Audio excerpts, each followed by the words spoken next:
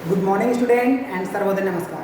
पिछले क्लास में money and credit के इकोनॉमिक्स चैप्टर 3 में मैंने आपको पढ़ाया था कि आरबीआई के रोल से पहले तो मैंने पढ़ा दिया था और बोला था नेक्स्ट क्लास जब भी होगा तो मैं आरबीआई के रोल के बारे में पढ़ाऊंगा। इसका रोल क्या है? Role of RBI, reserve bank of India. तो इसका रोल क्या है? इसका रोल यही है कि ये करेंसी को इशू कर सकता है, यानी कि पैसा छापने का जो भी अधिकार है वो किसके पास है? आपके आरबीआई के पास। तो इश्यूइंग अथॉरिटी कौन है करेंसी नोट्स का? आपका RBI. Notes and coin, notes को भी और क्वाइन को, उसको इशू करने का, उसको छापने का किसको अथॉरिटी? सेंट्रल गवर्नमेंट को। सेंट्रल गवर्नमेंट ने दिया है आपको आरबीआई को। तो आरबीआई क्या करता है? सेंट्रल गवर्नमेंट के बिहाफ पे नोट को इशू करता है, करेंसी को इशू करता है अपने देश की करेंसी को, यानी कि हमारे देश के नोट्स को। तो इनका रोल क्या है? नोट्स को छापना, नोट को इशू करना, उसके रूल एंड रेगुलेशन। आरबीआई का रोल है कि बैंक का रूल एंड रेगुलेशन को चेक करना, कंट्रोल करना और उसको टाइम टू टाइम अपडेट करना। यानी कि आपने सुना होगा आरबीआई ने, रिजर्व बैंक ने रेपो रेट घटाया या रेपो रेट बढ़ाया, तो वो क्या होता है? टाइम टू टाइम अपडेट होता है बैंक को। वो बैंक को भेजता है नोटिस कि हमने रेपो रेट घटाया है, आप अपना इंटरेस्ट कम कर लीजिए। रेपो रेट घटाने का मतलब क्या है कि आपने जो भी लोन ले रखा है बैंक पे, उसका एनुअल इंटरेस्ट जितना रेपो रेट आरबीआई घटाएगा उसके हिसाब से बैंक का भी इंटरेस्ट रेट घटेगा। तो वो क्या करता है? कंट्रोल करता है। क्या करता है? कंट्रोल भी करता है। Collection of data and publish, और सारे बैंक से पर्सन का डाटा कलेक्ट करता है और उसको पब्लिश करता है। जो आजकल नहीं हो गया कि आपका क्रेडिट बहुत डाउन है, तो वो क्या करता है? बैंक से लोन ले रखा है कोई, उसको टाइम पे पेमेंट नहीं कर रहा है, तो उसका डाटा भी तो जा रहा है, उसका डाटा भी तो कलेक्ट कर रहा है आरबीआई और उसको पब्लिश कर रहा है। पब्लिश कर रहा है सिविल वाले को कि ये डिफॉल्टर है, इसको लोन आगे फ्यूचर में नहीं देंगे। और जो अच्छा है उसका भी डाटा कर रहा है, किसका? उसका भी डाटा पब्लिश हो रहा है कि नहीं ये पेमेंट करने में सही है। तो इस तरह से क्या होगा? सिविल स्कोर भी कर रहा है, आपका कलेक्शन डाटा का भी कलेक्शन कर रहा है और उसको पब्लिश भी कर रहा है। ठीक। और क्या करता है? Exchange management and control. Exchange management यानी कि आरबीआई एक्सचेंज मैनेजमेंट में भी कम वर्क करता है, कंट्रोल करता है, उसको मैनेजमेंट को भी देखता है। कैसे? एक्सचेंज मतलब क्या? आपने बाहर वर्क कर रहे हैं, वहाँ से आप पैसा भेज रहे हैं अपने फैमिली को, तो वो एक्सचेंज जब हो रहा है हमारे करेंसी में, दूसरे देश की करेंसी को अपने करेंसी में एक्सचेंज कर रहा है, तो उसको भी कौन कंट्रोल कर रहा है? आपका आरबीआई। एक्सचेंज मैनेजमेंट को भी कौन कंट्रोल कर रहा है? आपका आरबीआई। तीसरा, monetary regulation and management. Monetary regulation यानी कि कितना एनपीए हो रहा है, कितना बैंक को घाटा लग रहा है, तो उसको कम करने के लिए जो भी इसका रूल और रेगुलेशन होगा उसको कौन कंट्रोल करता है और बनाता है? आपका रिजर्व बैंक, यानी कि मॉनेटरी। यानी कि अभी सुना होगा कि आरबीआई ने ही रेपो रेट घटाया, क्यों?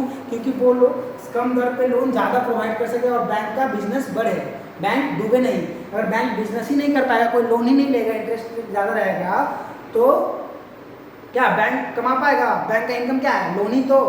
हम पैसा जमा करते हैं, उसी पैसा को क्या करते हैं? वो लोन दूसरे को देता है हाई इंटरेस्ट पे और उससे वो रीपैक करके उसको कमाता है। हमें कम इंटरेस्ट देता है सेविंग अकाउंट पे, हमने पैसा जमा किया, हमको 4% दिया बैंक, हमने अकाउंट में डिपॉजिट किया, उसको 4% देगा एनुअली, और दूसरे को वो लोन दिया उसको 9%।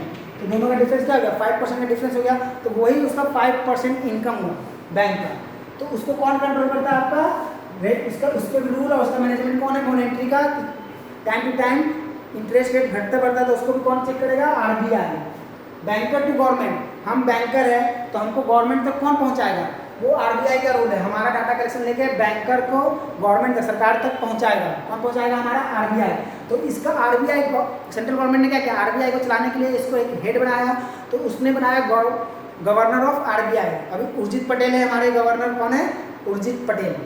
तो उर्जित पटेल को गवर्नर ऑफ आरबीआई, यानी कि जो भी डिसीजन लेना होगा कौन लेगा? हमारे उर्जित पटेल लेंगे।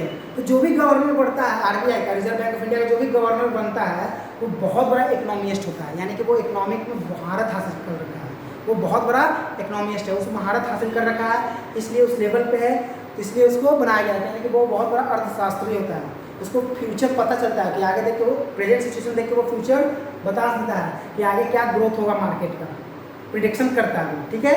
और 99% उसका प्रिडिक्शन सही भी होता है गवर्नर का, आरबीआई गवर्नर का। ठीक है। तो आरबीआई का क्या रोल है? करेंसी छापना, नोट छापना, यानी कि इशू करना नोट को, करेंसी को इशू करना, बैंकर को गवर्नमेंट तक पहुंचाना, बैंकर के डाटा कलेक्शन करना और उसको पब्लिश करना एनुअली। ठीक है। एक्सचेंज मैनेजमेंट को देखना कि कितना एक्सचेंज हमारा, कितना विदेश से हम खरीदें, कितना पैसा हमारा विदेश में गया और विदेश से कितना पैसा हमारे पास आया, तो एक्सचेंज मैनेजमेंट को भी देखता है और कंट्रोल करता है। मॉनेटरी रेगुलेशन एंड मैनेजमेंट, उसको भी वही रोल करता है, यानी कि बैंक के जितने भी रूल एंड रेगुलेशन है हर टाइम टू टाइम अपडेट होता है, चेंज होता है, वो कौन बनाता है? आपका आरबीआई। जितने भी रूल और रेगुलेशन है बैंक के, वो कौन बनाता है? आरबीआई। ठीक है, अब हम लोग आते हैं लोन एक्टिविटीज। किस पे? Loan activities.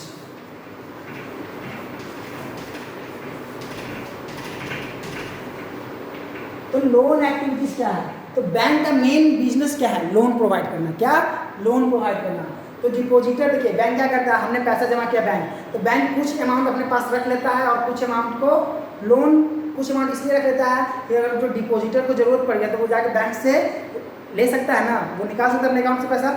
इसलिए उसका 10%, जो जितना बैंक में पैसा जमा होता है पर डे, उसका 10% पैसा बैंक अपने पास रिजर्व करके रख लेता है और बाकी 90% पैसे को वो लोन के थ्रू बांट देता है, लोगों में डिस्ट्रीब्यूट कर देता है।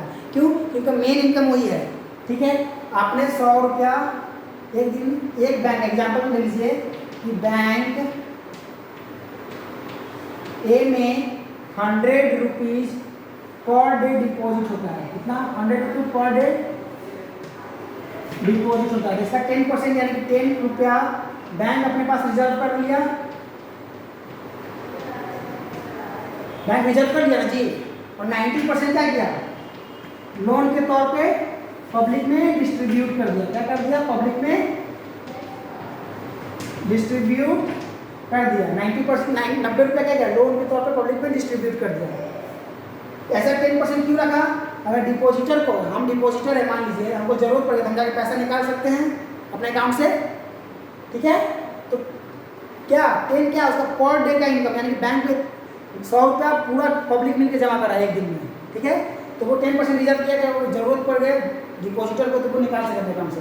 90 को लोन दे दिया, लोन के तौर पर पब्लिक को डिस्ट्रीब्यूट कर दिया। हमको दे रहा है 4%, पब्लिक को दे रहा है 9% का, दोनों का डिफरेंस क्या है? 5%। तो ये 5% क्या है? बैंक का इनकम है। यही 5% बैंक का इनकम है, इनकम का सोर्स है। तो बैंक इसी से कमा रहा है, हमारे पैसे से ही कमा रहा है। हमारे पैसे हम जो डिपॉजिट कर रहे हैं उसी को लोन प्रोवाइड कर करके अलग अलग इंटरेस्ट रेट पे उसी से वो कमा रहा है, हमको कम इंटरेस्ट दे रहा है। हम भी खुश है, कह रहे हैं मेरा पैसा भी सेफ है और उस पर सरप्लस 4% मिल भी रहा है, तो हम भी बैंक में पैसा डाल रहे हैं और बैंक उसी पैसा का यूज करके दूसरे को लोन देता है और लोन पे हाई इंटरेस्ट लेके अपना इनकम बढ़ाता है। तो बैंक का यही बिजनेस है मेनली। तो लोन एक्टिविटीज में आपका देखिए, लोन एक्टिविटीज बैंक जब भी लोन देता है तो आपका 2 तरह का मिलता है।